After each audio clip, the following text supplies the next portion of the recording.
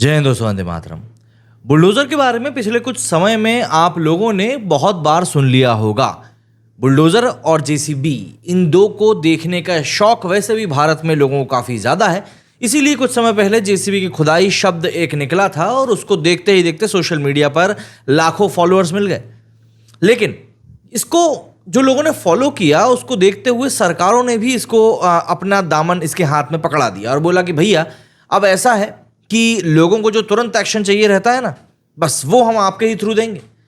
UP से शुरू हुआ ये पूरा मामला कब एमपी पहुंच गया और किस तरीके से यहां पर भी बुलडोजर का एक्शन शुरू हो गया, ये सब ने अपनी आंखों के सामने देखा।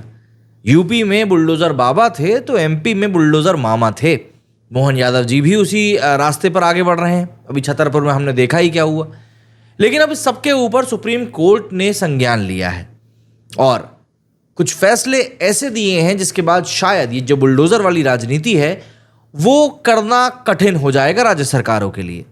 तो आज के इस वीडियो में हम यही सब बातें करने वाले हैं और समझेंगे इस पूरे मैटर को। तो अगर आप इस बारे में ज़्यादा जानकारी नहीं रखते हैं तो ये वीडियो आपके लिए होने वाला है। पसंद आए तो अपने दोस्तों के साथ और अपने परिवार में व्हाट्सएप पर शेयर ज़रूर कीजिएगा। देखिए, मध्य प्रदेश के छतरपुर में थाने पर अभी कुछ समय पहले पथराव हुआ था। वो लोग कुछ ज्ञापन देने के लिए लोग पहुंचे थे और उसी समय पर पथराव शुरू हो गया। इसके बाद शुरू हुए बुलडोजर एक्शन की चर्चा पूरे देश में है। दरअसल जिस घर के ऊपर बुलडोजर एक्शन लिया गया वो महल नुमा मकान था, करोड़ों रुपए उसकी वैल्यू बताई जाती है और जिस शख्स का वो मकान था उसकी छतरपुर में अच्छी खासी पैठ है, थोड़ा बहुत राजनीतिक बैकग्राउंड भी था, तो इसीलिए चर्चाएं और बढ़ गई। लेकिन इस मुद्दे पर जब बाद में राजनीतिक बयानबाजी शुरू हुई तब दरअसल ये मुद्दा थोड़ा सा बढ़ गया। दरअसल कांग्रेस इस समय सवाल उठा रही है कि आखिर संविधान की शपथ लेने वाली सरकारों का ये कैसा न्याय है। दूसरी तरफ बीजेपी नेता ये कहकर बचाव कर रहे हैं कि कानून का जो उल्लंघन करेगा, कानून अपना रास्ता खुद बनाएगा। सरकार चाहे किसी की भी दल की हो, एक ट्रेंड के बाद सभी ने बुलडोजर का इस्तेमाल किया ही है। कुछ कांग्रेस सरकारों ने भी, कुछ भाजपा सरकारों ने भी। राज्य सरकारों का इन सबको लेकर तर्क है कि उन्होंने कानून को हाथ में लेकर किसी के खिलाफ कोई कार्रवाई नहीं करी, बल्कि सिर्फ ये बात आप बहुत गौर से समझिएगा कि राज्य सरकारों का कहना है कि उन्होंने सिर्फ उन्हीं घरों मकानों को गिराया था जो अवैध रूप से बने हुए थे। इन अवैध मकानों को भी नगर पालिका नियमों के तहत ही गिराया गया है। ऐसे में सवाल ये उठता है कि अगर वो मकान वाकई में अवैध तरीके से बने थे तो उन अवैध मकानों को बनने किसने दिया? किस अफसर ने कितनी घूस खाकर वो मकान बनने दिया? और फिर अचानक ही सरकार को ये कैसे सूझ जाता है कि ये मकान अवैध रूप से बना है? मैं आपको एक चीज़ बता दूं कि मैं आपसे ये चीज़ बोल ज़रूर रहा हूं, लेकिन अपराधियों के खिलाफ जो ये बुलडोजर एक्शन लिया जाता है, मैं उस एक्शन के कहीं ना कहीं पक्ष में हूं। हालांकि उसमें कुछ ऐसे तथ्य भी आ जाते हैं जो कि आपको सोचने में मजबूर कर देते हैं कि यार क्या ये वाकई में सही हो रहा है। बट देखिए, कहीं ना कहीं एक डर पैदा करने के लिए अपराधियों के मन में इस तरह के एक्शन जरूरी हो जाते हैं। बहरहाल सुप्रीम कोर्ट ने फिलहाल इसके ऊपर कोई निर्णय, कोई फैसला तो नहीं सुनाया है, लेकिन यह जरूर कहा है कि कोई आरोपी भले ही दोषी हो तो भी उसका मकान ना गिराया जाए। संबंधित राजनीतिक दल और उनकी सरकारों को नोटिस देकर कहा भी गया है कि वे अपने अपने तर्क दें ताकि इस बारे में एक गाइडलाइन जारी की जा सके। वैसे कुछ समूह इसे किसी एक वर्ग विशेष के खिलाफ की जा रही कार्रवाई से जोड़कर भी देखते हैं, लेकिन ऐसा आप स्पष्ट तौर पर नहीं कह सकते क्योंकि दूसरे वर्ग के लोगों के घरों पर भी बुलडोजर लगातार चलाए गए हैं। बुलडोजर कार्रवाई कितनी सही है और कितनी गलत, कानूनी तौर पर इसका कोई आधार है भी या नहीं, ये तो फिलहाल अब सुप्रीम कोर्ट तय करेगा। लेकिन कुछ पार्टियां या फिर ग्रुप्स ये तर्क दे रहे हैं कि एक अपराध की 2 सजा नहीं दी जा सकती। अब आपके जहन में आएगा 2 सजा। दरअसल 2 सजा का यहां पर मतलब है कि एक तो उसके खिलाफ पुलिस और कोर्ट कानून के हिसाब से कार्रवाई करती है और दूसरी मकान गिराकर सरकार सजा देती है। बहुत हद तक ये तर्क सही भी लगता है। अगर कोर्ट कहे कि इस आरोपी का मकान अगर अवैध है तो उसे गिरा दिया जाए, तब ये कार्रवाई एक तरीके से सही कही जा सकती है। सरकारें खुद सजा देने लगेंगी तो फिर सवाल ये उठेगा कि भाई आखिर कोर्ट का काम क्या है। एमपी में दरअसल बुलडोजर एक्शन की शुरुआत 90 के दशक में ही हो चुकी थी। तो उस समय बुलडोजर विकास का प्रतीक था। पूर्व सीएम बाबूलाल गौर ने पटवा सरकार में नगरीय प्रशासन मंत्री रहते हुए अतिक्रमण हटाने के लिए बुलडोजर का इस्तेमाल किया। मकसद राजधानी भोपाल की सड़कों को चौड़ा करना था। इसके बाद उन्हें बुलडोजर मंत्री भी कहा जाने लगा था।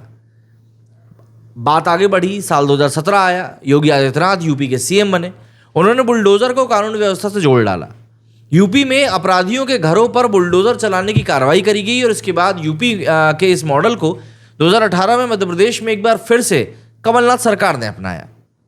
15 महीने के कार्यकाल में कमलनाथ सरकार ने माफिया के खिलाफ बुलडोजर का इस्तेमाल किया। जब एमपी में शिवराज सरकार की वापसी हुई तो बुलडोजर की स्पीड मामा ने बढ़ा दी। मामा ने मतलब शिवराज सिंह चौहान ने कुछ ऐसे बयान दिए जिससे वे योगी आदित्यनाथ के बुलडोजर बाबा की तरह बुलडोजर मामा की छवि गढ़ने लगे। 2022 के यूपी विधानसभा चुनाव में ही मुख्यमंत्री योगी आदित्यनाथ को बुलडोजर बाबा का खिताब भी मिल गया था। देश में 10 साल से चल रहे ब्रांड मोदी की तरह देखते ही देखते बुलडोजर बाबा भी यूपी में पॉलिटिकल ब्रांड बन चुके हैं। लेकिन सुप्रीम कोर्ट ने बुलडोजर एक्शन पर एक तरीके से फिलहाल ब्लैंकेट बैन लगा दिया है। सुप्रीम कोर्ट ने देश की सभी राज्य सरकारों को कह दिया है कि सिर्फ आरोपी ही नहीं, अदालत से दोषी करार दिए जाने के मामले में भी इस तरह का कोर्स ऑफ एक्शन कोर्ट ही तय करेगा। कोर्ट के डायरेक्शंस ही तय किए जाएंगे कि भाई इसके ऊपर किस तरीके से कार्रवाई की जाएगी। सुनवाई की जो आखिरी तारीख है वो 17 सितंबर 2024 तय करी गई है। मामले से जुड़ी याचिकाओं की सुनवाई कर रही सुप्रीम कोर्ट की बेंच ने साफ साफ कहा है कि हम पूरे देश के लिए ये डायरेक्शंस दे रहे हैं, लेकिन इसका मतलब ये नहीं है कि किसी भी अनाधिकृत निर्माण को हम संरक्षण दे रहे हैं। मतलब कोई अगर अवैध तरीके से मकान बना हुआ है तो उसको हम संरक्षण नहीं दे रहे हैं। देखा जाए तो लव जिहाद और घर वापसी जैसी मुहिम की बदौलत यूपी सरकार मुख्यमंत्री की कुर्सी तक पहुंचे योगी आदित्यनाथ की राजनीति को आगे बढ़ाने में एनकाउंटर पॉलिटिक्स और बुलडोजर जस्टिस का ही बड़ा हाथ रहा था। सुप्रीम कोर्ट के ताज़ा आदेश से सबसे ज़्यादा अभी योगी आदित्यनाथ की ही राजनीति प्रभावित होने वाली है। सुप्रीम कोर्ट में यूपी सरकार का पक्ष रख रहे सॉलिसिटर जनरल तुषार मेहता से जस्टिस BR गवई ने पूछा कि किसी का घर महज इस आधार पर आप कैसे गिरा सकते हैं कि वो किसी मामले में आरोपी है। सॉलिसिटर जनरल तुषार मेहता ने दलील दी थी कि हमने एफिडेविट के माध्यम से दिखाया है कि नोटिस काफ़ी पहले से भेज दिया गया था। बोले ढहाने की जो प्रक्रिया है उसका किसी भी अपराध से कोई संबंध नहीं है। तुषार मेहता के जवाब में याचिकाकर्ताओं की तरफ से पैरवी कर रहे सीनियर वकील दुष्यंत दवे और CU सिंह का कहना था कि घर इस कारण ढहाए गए क्योंकि वो किसी मामले में आरोपी ही था।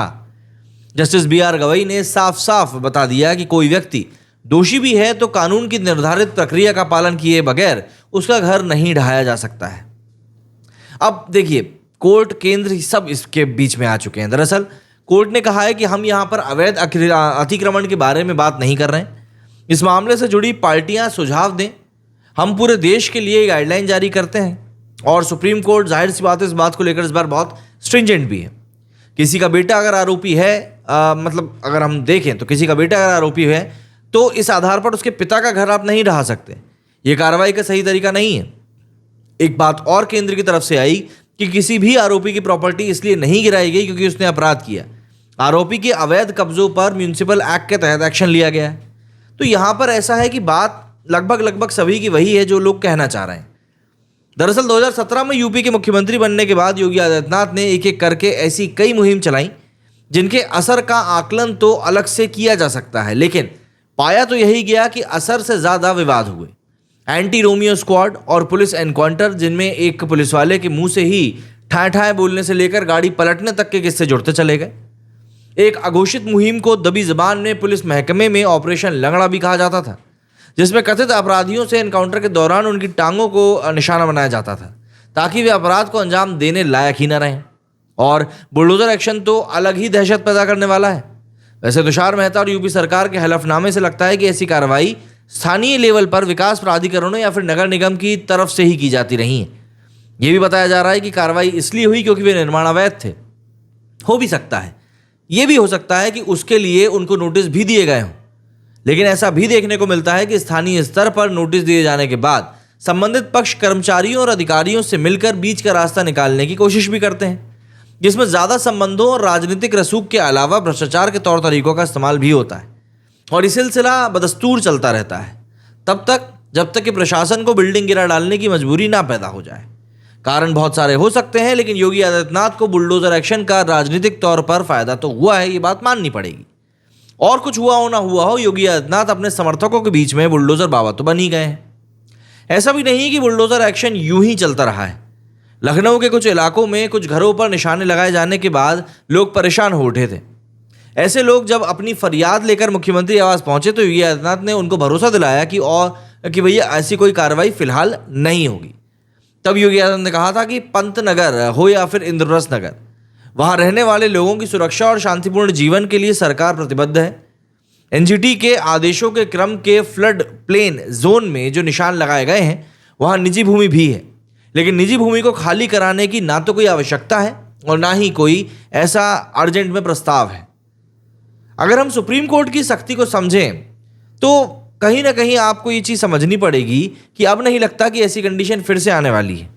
ऐसे में योगी आदित्यनाथ को ऐसा ही कोई नई मुहिम शुरू करनी होगी जो बुलडोजर बाबा की उनकी छवि को आगे ना भी बढ़ा पाए तो कम से कम बरकरार तो रखे। मुमकिन है ममता बनर्जी से प्रेरित होकर योगी आदित्यनाथ की तरफ से ये भी पश्चिम बंगाल जैसा कोई कदम उठाया जा सकता है, जैसे कि पश्चिम बंगाल में ममता बनर्जी दुष्कर्म के आरोपियों के मामले में त्वरित न्याय के लिए बिल लेकर आई हैं। यूपी में भी योगी आदित्यनाथ चाहे तो बुलडोजर चलाने के लिए कोई कानून तो बना ही सकते हैं। ऐसा भी नहीं है कि बुलडोजर एक्शन सिर्फ यूपी में ही देखने को मिला था। कांग्रेस की सरकार रहते राजस्थान में अशोक गहलोत ने भी ऐसे ही मामलों पे बुलडोजर चलवाया था जैसे योगी आदित्यनाथ करते हैं। कंगना रनौत के दफ्तर पर मुंबई में जब बीएमसी का बुलडोजर चला था तब तो महाविकास अघाड़ी की ही सरकार थी जिससे कांग्रेस भी ताल्लुकात रखती थी और उद्धव ठाकरे मुख्यमंत्री हुआ करते थे। कट्टर हिंदू नेता होने के साथ साथ योगी आदित्यनाथ की एक सख्त प्रशासक के रूप में भी छवि गढ़ी जाने लगी थी। ऐसा नेता जिसके हिंदुत्व की राजनीति लाइन में जो आड़े आता था उसके साथ वो बुलडोजर स्टाइल में ही पेश आते थे। चुनाव के दौरान योगी आदित्यनाथ का एक बयान काफी चर्चित रहा था, 10 मार्च के बाद गर्मी शांत कर देंगे। 2022 यूपी विधानसभा चुनाव में 10 मार्च को ही नतीजे आए थे और उसके पहले से ही योगी आदित्यनाथ बीजेपी के केंद्रीय नेतृत्व से ठनी होने के बावजूद कॉन्फिडेंस से लबालब भरे हुए नजर आ रहे थे। योगी आदित्यनाथ की अब तक जो छवि निखर कर आई है, चाहे वो लव जिहाद की बात हो, चाहे वो घर वापसी के कैंपेन हो, इन सब में उनकी बहुत इंपॉर्टेंट छवि रही है। योगी आदित्यनाथ की छवि को निखारने में पहले जो भूमिका हिंदू युवा वाहिनी की हुआ करती थी, बाद में वो बुलडोजर ने भी कुछ हद तक वैसा ही रोल निभाया था। चुनाव कैंपेन के दौरान योगी की रैलियों में बुलडोजर भी वैसे ही रखे जाने लगे थे जैसे एम्बुलेंस और फायर ब्रिगेड जैसी इमरजेंसी इंतजाम किए जाते हैं। सुप्रीम कोर्ट के ताज़ा फरमान का असली असर यूपी में होने वाले उपचुनाव के नतीजों में भी देखने के लिए मिलेगा। वहीं इस पूरे मैटर के ऊपर लोकसभा में विपक्ष के नेता राहुल गांधी ने पूरे बुलडोजर एक्शन मामले में सुप्रीम कोर्ट की टिप्पणी की सराहना करी। उन्होंने कहा कि मानवता और न्याय को बुलडोजर के नीचे कुचलने वाली भाजपा का संविधान विरोधी चेहरा बेनकाब हो गया। सोशल मीडिया प्लेटफॉर्म एक्स पर राहुल ने लिखा कि हम उम्मीद करते हैं कि इस मामले में कोर्ट निर्देश जारी कर भाजपा सरकार के लोकतांत्रिक विरोध अभियान से जनता की रक्षा करेगी। देश बाबा साहब के संविधान से चलेगा, सत्ता के चाबुक से नहीं। क्या लगता है आपको, क्या बुलडोजर एक्शन सही था या गलत, या फिर जो कोर्ट कह रही है वो बात भी हमको समझनी चाहिए कि भाई अगर आरोप बेटे के ऊपर लगा है तो पिता का बनाया हुआ मकान क्यों गिराया जाए? कमेंट करके जरूर बताइएगा। मेरे इस वीडियो में फिलहाल इतना ही। जय हिंद, जय भारत।